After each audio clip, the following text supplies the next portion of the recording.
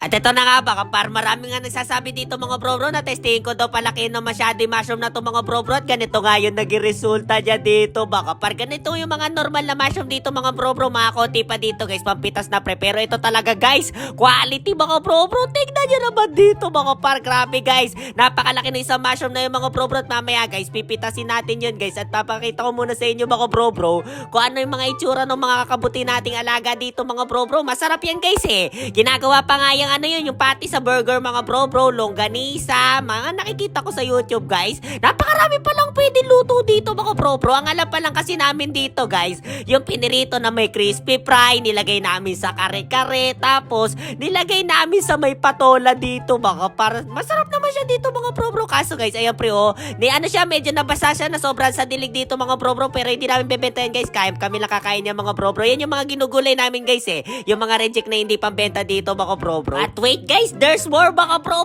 Meron na nga bunga yung mga nasa likuran natin dito mga bro. Nakakatawa lang dito guys, na uti-uti na rumarami mga bunga ng mga kabuti natin dito guys. Pwede nga din niya pre, nakita pa ako pare. Meron pang ano, nilalagay siya sa pulburon mga bro. Hindi ko pa nararanasan pre, pero tetestingin natin lahat ng luto na pwede dyan mga bro.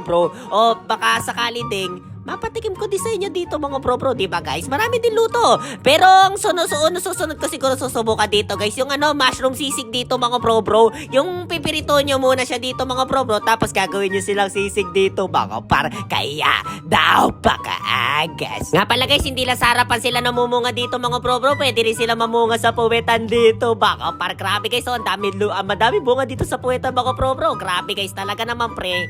Hindi talaga tumitigil yung pagbubunga nito mga bro no? Kaso may dry.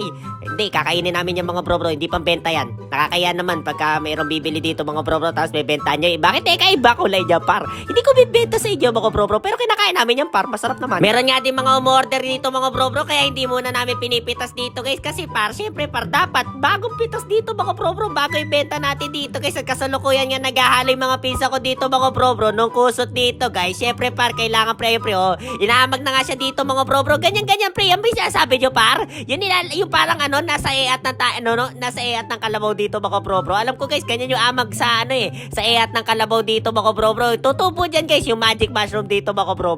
Pero hahaluin namin yan guys para hindi tubo dito mga bro. Lulutuin pa namin yan par, kaya baliwala lang amag na yung mga bro. Talagang oyster mushroom na talaga papagapangin namin amag dito mga bro. Maselang kasi yun guys eh. Ayun ano, may mga kasabay na amag dito par, kaya pasensya na guys, di tayo makapagpatubo ng magic mushroom dito mga bro. Saka alam ko par, bawal yun eh.